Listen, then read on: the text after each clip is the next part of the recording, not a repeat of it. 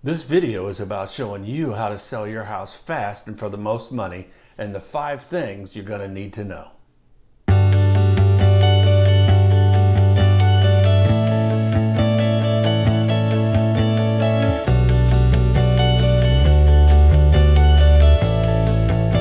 Hey, make sure you stick around to the end of the video. I made a free secret report on the top 3 mistakes home sellers make.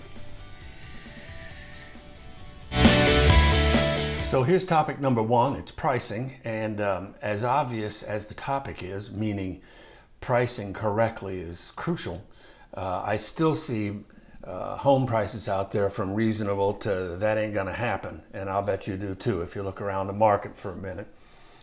There's really 2 reasons that homes get overpriced, and the first one is not enough data or not understanding the data.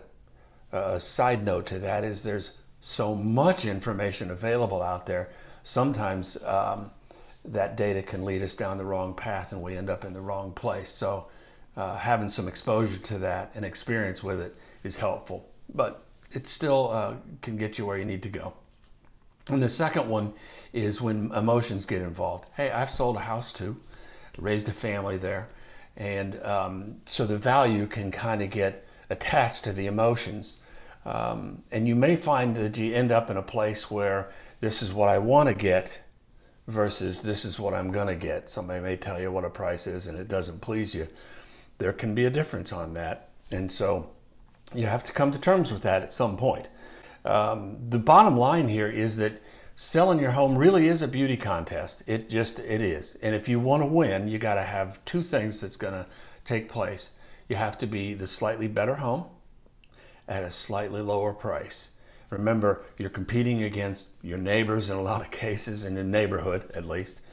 And in order for you to be able to sell fast and for the most money, those 2 things have to be in place. And so how do you figure that out? It's pretty straightforward. What you do is you look at the houses that are currently on the market and the days on the market. That means if they're a long time on the market, they probably had to go through price adjustments.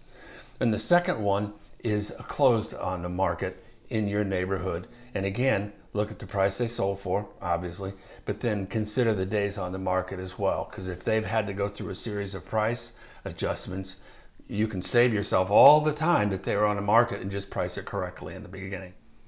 If you don't have a place to go to gather the information on the actives and solds in your neighborhood, I'm going to put a link below where you can go, and that'll help you get started.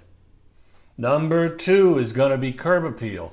Make sure that the outside of your house is just like a dollhouse. When people pull up and they get excited about the way the house looks and they want to run inside, that's a massive positive, and it's worth every bit of effort for that. Number 3 is going to be declutter. Once they get inside, make sure that the house kind of reminds you a little bit about like going into a hotel. You go into a hotel and there's just not very much extraneous stuff hanging around. Part of the declutter process is the refrigerator. Take the pictures down, the magnets off, the stuff that might be piled on top of the fridge. Declutter, get it to look like a hotel. It's worth that effort too. Make it crisp and clean and nice. And then the 4th one is going to be paint. You may or may not even realize you're needing some paint in the house. And I don't mean the whole house necessarily. Maybe it's the heavily used rooms, the living rooms, the bonus rooms, things like that. But make sure that the paint is nice, the trim looks good, because these people are making a decision to move in this house, and paint's kind of a big deal. And when you walk in, when I'm showing houses and there's the smell of paint, that's always a positive every single time.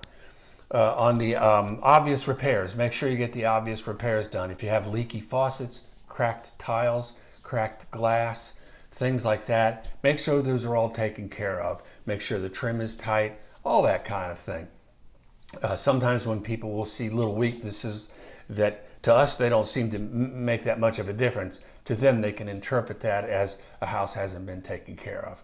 So now you get to download my free report, the top 3 seller mistakes to avoid in 2019. I've got a link down below that's going to give you that free report. Feel free to get that and read it. There might be a couple of things on there that look familiar after this video. Please subscribe to my channel, hit the bell so you'll be notified of new videos coming out. I've enjoyed this one very much. If you have questions or comments, please put those below. I'd love to have a conversation with you. Thanks. I'll learn to talk sometime.